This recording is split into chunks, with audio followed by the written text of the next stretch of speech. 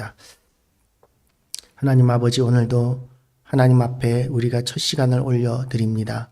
우리를 깨우시고 우리를 인도하시는 하나님, 오늘도 우리의 예배를 통하여 영광 받아 주시옵시고 또한 우리의 기도를 응답하시며 우리와 함께 하시는 놀라운 그 은혜를 오늘도 우리가 누리게 하여 주시옵소서.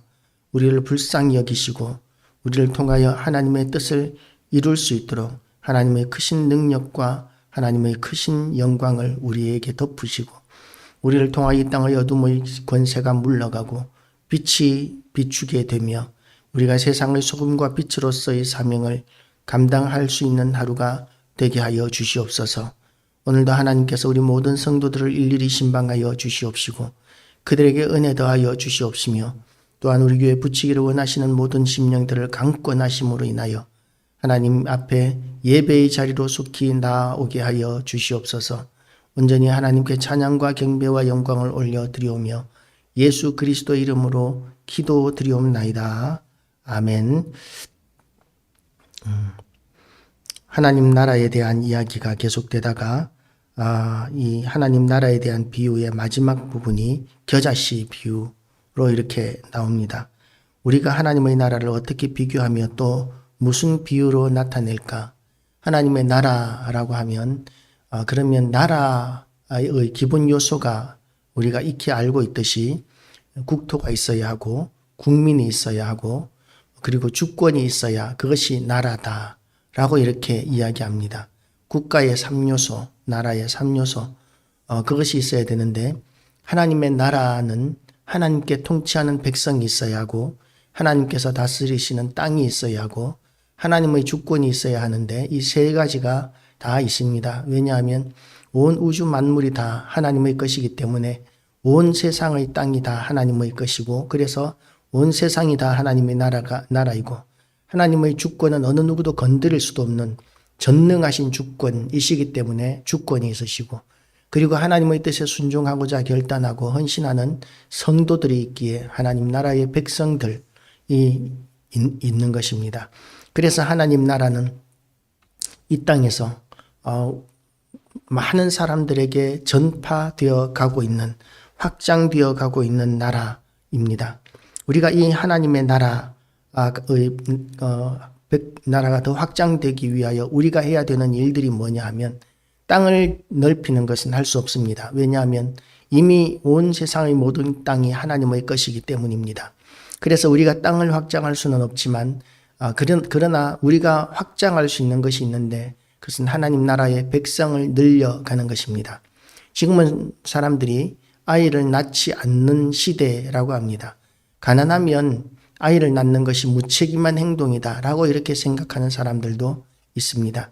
그러나 실질적으로 우리가 아이들을 낳으면 국가에서 아이들을 위한 배려가 굉장히 많고 우리가 이런 여러 가지 혜택들만 잘 찾아봐도 아이들을 잘 기를 수 있는 충분하지는 못할지라도 최소한 우리가 아이들을 잘 기를 수 있는 그런 모든 시스템이 나라 안에 되어 있습니다. 그것보다도 더 중요한 것이 교회 안에 다음 세대가 일어나기 위하여 우리가 아이들을 많이 낳게 되시기를 축복합니다. 그러나 그렇게 아이를 낳을 수 있는 시기가 지난 사람들, 남자들은 또 어떻게 해야 하느냐? 우리가 복음을 전함으로 말미암아 하나님 나라의 백성들을 늘려 나갈 수 있습니다. 지금은 전도라는 것이 잘 먹히지 않는 시대가 되어버렸습니다. 아무리 복음을 전하고 전도를 해도 사람들은 이제 믿지 않는 시대가 되어버렸습니다. 그러나 우리가 끊임없이 하나님께서 우리를 이 땅에 두신 그 선하신 목적, 우리에게 주신 사명 이것을 생각해서 우리는 복음 전하는 일을 계속 감당해 나가야 합니다. 그것이 우리의 사명이기 때문에 그렇습니다. 오늘도 그 사명을 능히 감당하기로 결단하는 모든 교회와 성도 되시기를 주님의 이름으로 축복합니다. 오늘 이 말씀 가운데서 이 하나님의 나라 우리가 이렇게 겨자씨 하늘과 같다라고 이렇게 이야기합니다. 온 세상 만물 모든 인류에 비해서 지금 예수님께서 복음을 전하고 계신 이 사람들은 그야말로 겨자씨 한 알과 같습니다. 예수 그리스도께서 시작하신 하나님의 나라, 그 하나님의 나라 처음은 너무나 미약했었습니다. 그리고 그 미약한 나라도 예수님께서 십자가에 못 박히실 때에는 그야말로 모두가 다 예수님을 떠나고 심지어는 12제자들조차도 예수님을 떠나서 핍박을 두려워하며 도망다니는 그런 수치스러운 모습을 보였습니다. 예수님이 함께 있어줄 사람이 절실히 필요할 때에 예수님 곁에 있어준 제자들은 아무도 없었습니다. 그래서 하나님의 나라는 그대로 사라지는가 보다, 없어지는 것 같다라고 이렇게 생각할 수 있는 지경까지 되었었는데, 그럼에도 불구하고 그 하나님의 나라가 지금 어떻게 되었습니까? 그렇게 도망하던 12제자와 그리고 그 120문도에게 기도하는 가운데 하나님의 성령이 내리십니다. 그리고 나서는 완전히 사람이 바뀌게 되고 강하고 담대하게 됩니다. 예수님이 잡히시던 날 밤에 무서워서 도망다니던 제자들은 제사장의 뜰에 붙잡혀가서 예수님이 취조당하시던 그 마당에서 강하고 담대하게 복음을 선포합니다. 우리가 너희의 말을 듣는 것이 옳은가, 하나님의 말씀을 듣는 것이 옳은가, 너희가 판단하라고 이렇게 제사장 앞에서 담대히 외칠 정도로 그들은 완전히 변할 수 있었습니다. 그래서 이 제자들의 믿음이 어떻게 강하고 담대하게 되었느냐 하면 성령 충만함을 받음으로 말미암아 강하고 담대하게 되었습니다. 우리가 이 땅을 살아가면서 신앙을 지키기 어렵게 만드는, 우리에게 두려움을 주는 일들이 굉장히 많이 있습니다. 경제적인 문제, 불확실한 미래에 대한 두려움, 현실적인 어려움들, 이런 모든 것들, 질병들조차, 또 우리를 괴롭히는 어떤 핍박자들 또는 범죄자들, 이런 것들에 대한 두려움, 심지어는 국가 권력에 대한 두려움을 가지는 경우들도 있습니다. 그런데 이런 모든 두려움을 극복하는 것이 믿음이다라고 오늘 예수님께서는 말씀하고 계십니다.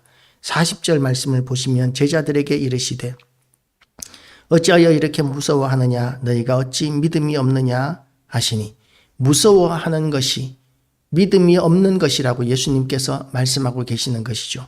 믿음이 있다면 우리가 현실적으로 부딪히는 모든 문제 가운데 무서워하거나 두려워하거나 근심하지 않을 수 있습니다. 우리가 성령 충만함을 받으면 우리의 모든 현실적인 문제 앞에서 우리는 두려워하지 않을 수 있고 걱정하지 않을 수 있습니다. 그런데 우리가 두려워하고 걱정하는 이유가 무엇입니까? 믿음이 없기 때문이라고 예수님께서는 말씀하고 계십니다. 믿음이 있으면, 그러면 우리가 복음을 전할 때에 결과가 어떠하든지 간에 강하고 담대할 수 있습니다. 복음을 전할 때에도 거절감을 두려워합니다. 우리가 복음을 전하는 것 때문에 우리가 손가락질 당하고 심지어는 핍박을 당할 수도 있다는 그런 두려움. 그러나 그 두려움을 극복할 수 있는 방법은 담력 훈련을 하는 것이 아니라 우리가 성령 충만함을 받을 때 비로소 강하고 담대해질 수 있는 것이죠. 우리가 하나님의 나라를 어떻게 비교하며 또 무슨 비유로 나타낼까라고 이야기하면서 겨자씨 하나의 비유를 말씀하셨는데, 겨자씨 하나의 크기는 우리나라로 치면 좁쌀보다도 더 작은 것입니다. 우리가 이 좁쌀만한 인간아 라고 이렇게 이야기할 때, 또 이 콩알만한, 조막대기만한 이렇게 이야기할 때는 너무나 작은, 가장 작은 것을 이야기할 때 이야기하는데, 그런데 그 가장 작은 것보다도, 우리가 비유로 드는 그런 작은 것들보다도 겨자씨 하나는 훨씬 더 작은 것입니다. 좁쌀보다도 훨씬 작은 것이 겨자씨입니다. 그렇게 작게 시작한 하나님의 나라가 지금 어떻게 되었습니까?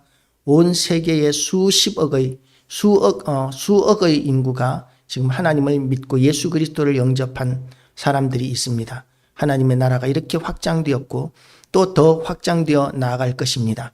하나님의 나라가 이렇게 확장되어 나가는 것이 있었기 때문에 우리도 지금 이 시간 이 새벽잠을 깨우고 하나님 앞에 예배 드릴 수 있게 된 것이죠. 우리가 복음을 듣고 구원을 얻을 수 있었던 것과 같이, 또한 우리가 전하는 복음을 통하여, 또한 이 설교 방송을 통하여 어떤 사람들이 예수 믿고 구원을 얻게 될지 우리는 아무도 모릅니다. 그럼에도 불구하고 하나님께서 사용하기를 원하신다면 어떻게든 하나님께서는 우리를 사용하실 것입니다. 대나무가 자라면 대나무는 한 30m까지 그렇게 자란다고 합니다. 그런데 대나무를 심어 놓으면 몇 년 동안은 땅 속에서 그 자기의 그 영양분을 섭취하느라고 겉에서는 아무런 흔적이 보이지 않습니다. 아무런 흔적이 보이지 않는 그 대나무가 자라기 시작하면, 이제 죽순을 내고 자라기 시작하면, 그러면 그 대나무가 하루에 60cm씩 자란다고 합니다. 많이 자라면 하루에 60cm씩 이렇게 쑥쑥 자라 올라간다고 합니다. 오랜 세월 동안 그렇게 아무런 움직임이 없어 보여서 죽은 것이 아닌가, 썩어버리는 것이 아닌가, 그렇게 생각되던 대나무가 한번 자라기 시작하면 그야말로 하루에 60cm가 자랄 정도로, 그래서 그 대나무 숲을 보면 빽빽한 숲을 이루어서 사람들이 다닐 수 없을 만큼 그렇게 많은 대나무들이 자라게 되는데, 하나님의 나라가 그렇게 쑥쑥 자라왔기 때문에 우리에게까지 복음이 전해지고 이 교회까지 세워지게 되었습니다. 그래서 우리는 이 교회가 하나님의 은혜 가운데 세워진다는 것을 알고, 그리고 또한 우리를 통하여 하나님 앞에 우리가 순종하면 우리가 때로는 풍랑을 만날 수도 있고 때로는 핍박을 당할 수도 있고, 우리에게 그런 풍랑이나 핍박이 없을지라도 때로는 무풍지대를 만날 수도 있고 때로는 어떤 핍박이나 여러 가지 어려움들을 만날 수 있겠지만, 그런 가운데서도 강하고 담대한 믿음을 소유한다면 우리를 통해서 하나님께서는 하나님의 나라가 확장되게 하시고 하나님의 뜻을 이루어 가실 것입니다. 예수님께서 이렇게 배를 타고 바다를 건너가십니다. 그날 저물 때에 제자들에게 이르시되 우리가 저편으로 건너가자 하시니, 예수님은 전능하신 하나님이시기 때문에 그날 풍랑이 불 것에 대하여 충분히 아셨을 것입니다. 미래를 아시고 미래를 아실 뿐만 아니라 주관하시는 하나님이시기 때문입니다. 그런데도 불구하고 풍랑이 일 그 바다로 제자들과 함께 건너가자고 하십니다. 해 저물 때에, 지금은 배가 이렇게 철로 만들어서 좀 단단해지고 그렇지만 그럼에도 불구하고 풍랑이 치면 배는 낙엽과 같이 보잘것없는 그런 모습으로 이리 몰리고 저리 몰리고 하게 되어 있습니다. 그런데 그 시대에 나무로 만들어진 보잘것없는 그 어선들, 나룻배와 같은 거룻배와 같은 그런 작은 배들을 타고 캄캄한 밤바다를 이제 노를 저 갑니다. 그런데 그렇게 노를 저 가는 가운데 풍랑이 일어납니다. 앞이 하나도 보이지 않는데, 그런데 파도가 산더미 같은 그런 파도가 몰려와서 금방 배를 뒤집어 버릴 것 같고 배 안에는 점점 더 물이 찹니다. 아무리 퍼내어도 치는 파도로 말미암아서 배에 차오르는 물을 다 감당할 수가 없습니다. 그들은 갈릴리 바다에서 잔뼈가 굵은 사람들이고 오랜 세월 바다에 익숙해져 있어서 그런 풍랑을 만났을 때 어떻게 하면 되는지를 잘 알았음에도 불구하고 그들이 감당할 수 있는 수준을 넘어서고 있는 것이죠. 그러니까 두려움에 빠지기 시작합니다. 그런데 그들이 알지 못했던 것이 있었습니다. 왜냐하면 배 후미에, 배 후미에 예수님께서 주무시고 계신다라는 것이죠. 예수님께서는 사명이 있으셨습니다. 어떤 사명입니까? 십자가에 못 박혀 죽으시고 우리를 위해서 우리를 대속하시고 우리를 구원하실 수 있는, 우리가 구원받을 수 있는 길을 내시는 것, 이것이 예수님의 사명이고 그 사명을 아직 감당하지 않으셨기 때문에 예수님께서 타고 계신 그 배가 절대로 뒤집어질 수 없다는 것을 제자들은 알지 못했습니다. 그러니까 두려웠던 것이죠. 우리가 죽게 되었나이다 라고 예수님께 주무시고 계신, 하루 종일 설교하시고 가르치시고 병을 치료하시고 그렇게 사역하시느라고 피곤하신 예수님, 그 우리의 연약함을 몸소 채울하심으로 인하여 피곤해서 그 풍랑이 치는 바다 가운데서도, 그 비바람이 몰아치는 그 가운데서도 주무시고 계시는 예수님께 제자들은 깨우고, 그리고 예수님께 도와달라고 이렇게 요청하고 있습니다. 예수께서는 고물에서 베개를 베고 주무시더니 제자들이 깨우며 이르되 선생님이여 우리가 죽게 된 것을 돌보지 아니하시나이까 하니, 우리가 여기에서 두 가지 교훈을 가질 수 있습니다.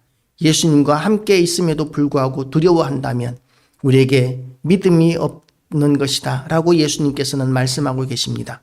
두 번째 교훈은 뭐냐 하면 우리가 예수님과 함께 하고 예수님께서 우리와 함께 하시는데 그런데 어려운 문제를 만났을 때 우리가 그 문제를 헤쳐나가고자 몸부림을 치다가 마지막 수단으로 기도하는 그런 경우들이 있습니다. 우리가 어떤 문제든지 간에 하나님 앞에 먼저 구하고 기도하는 그런 특권을 가지고 있는데 그 특권을 나중에야 사용한다는 것이죠. 우리의 모든 문제를 하나님 앞에 얼마든지 아뢰일 수 있습니다. 하나님 앞에 하나님과 동행하고 우리의 모든 상황 가운데서 심각해질 대로 심각해질 때까지 그렇게 우리가 견디는 것이 아니라 무엇이든지 빨리 하나님 앞에 예수님 앞에 기도하고 아뢰고 그리고 주님과 함께 문제들을 해결해 나가는 그런 지혜가 우리에게 필요한 것이죠. 연세가 드신 분들은 스마트폰을 가지고 있어도 아무리 좋은 기능이 있는 스마트폰이라 할지라도 전화 거는 것 말고는 별로 하지 못하고 그냥 그 전화기에 스마트폰의 좋은 기능들을 다 쓰지 못하는 경우들이 많이 있습니다. 어떤 연세 드신 분이 길을 가시다가 젊은 자녀와 길을 가시다가 예쁜 꽃을 보고 이 꽃이 무엇이 꽃이 이름이 뭘까 너무 예쁘네 그랬더니 그 자녀가 아버지의 그 스마트폰을 받아서 그것으로 이렇게 비추었더니 그 꽃 이름이 화면에 나타나는 거예요. 그런 기능들이 이 스마트폰에 있는데 그 어르신은 그때까지만 해도 스마트폰으로 할 수 있는 것은 전화하는 것 말고는 아무것도 하지 못했다는 것이죠. 지금은 스마트폰으로 할 수 있는 일들이 굉장히 많이 있습니다. 그런데 그보다도 더 많은 일을 할 수 있는 것이 우리가 기도함으로 말미암아 전능하신 하나님의 능력을 우리가 사용하는 것입니다. 우리의 현실에 어려운 문제가 있습니까? 우리를 두렵게 하는 문제들이 있습니까? 절박한 상황에 놓여 있습니까? 하나님 앞에 기도하면 하나님께서는 우리의 기도를 들으셔서 때로는 그 절박한 상황 가운데서도 우리를 건지지 않으실 때도 있습니다. 왜냐하면 그 절박한 상황을 통하여 하나님께서 영광을 받으셔야 하기 때문입니다. 두 번째는 또한 우리의 사명이 끝났을 때에는 하나님께서 그 절박한 상황을 통하여 우리를 하나님 나라로 올리실 수 있습니다. 그래서 우리가 기도하면 뭐든지 우리 뜻대로 우리 생각대로 인간적으로 그렇게 다 해결되지는 않을 수 있습니다. 그럼에도 불구하고 우리가 기도하면 하나님께서 우리에게 강하고 담대함을 허락하여 주시고 믿음도 더하여 주시고 하나님의 지혜를 주셔서 두렵지 않게 하시고 승리하게 하신다는 것을 믿으시기를 주님의 이름으로 축복합니다. 하나님께서 우리를 지켜보고 계십니다. 우리는 하나님이 우리와 함께 하신다는 것을 인식하지 못할 때가 있을지라도 하나님께서는 우리를 지켜보고 계시고 눈동자와 같이 지키시고 우리를 보호하시고 인도하시는 하나님이십니다. 전능하십니다. 하나님은 전능하십니다. 그 하나님을 의지함으로 말미암아 오늘도 승리하는 모든 교회와 성도들 되시기를 주님의 이름으로 축복합니다. 하나님 아버지, 연약한 우리를 불러 세우심으로 인하여 제자로 삼아주시고 사명자로 세워주시옵시고 또한 주의 사명을 감당하게 하여 주심을 감사드립니다. 하나님 우리 아버지시여, 우리가 이 악한 시대에 이 완고하고 완악한 사람들에게 우리가 어떻게 복음을 전해야 할지를 하나님 오늘도 우리에게 알게 하여 주시옵시고 우리가 하나님의 은혜 가운데 사명을 감당할 때에 풍성한 열매들을 맺을 수 있도록 도와주시고 인도하여 주시옵소서. 오늘도 우리를 통하여 예수 믿는 사람들이 많이 생겨나게 하여 주시고 우리가 밟는 곳마다 하나님 아버지 우리의 지경이 넓혀지게 하여 주시옵소서. 응답하시는 하나님, 역사하시는 하나님, 오늘도 우리를 도우시는 하나님을 찬양하오며 모든 영광 하나님 앞에 돌려드리옵고 예수 그리스도 이름으로 기도드리옵나이다. 아멘. 하늘에 계신 우리 아버지여, 이름이 거룩히 여김을 받으시오며 나라의 임하옵시며 뜻이 하늘에서 이룬 것 같이 땅에서도 이루어지이다. 오늘날 우리에게 일용할 양식을 주옵시고 우리가 우리에게 죄 지은 자를 사하여 준 것 같이 우리 죄를 사하여 주옵시고 우리를 시험에 들게 하지 마옵시고 다만 악에서도 구하옵소서. 대개 나라와 권세와 영광이 아버지께 영원히 싸움나이다. 아멘.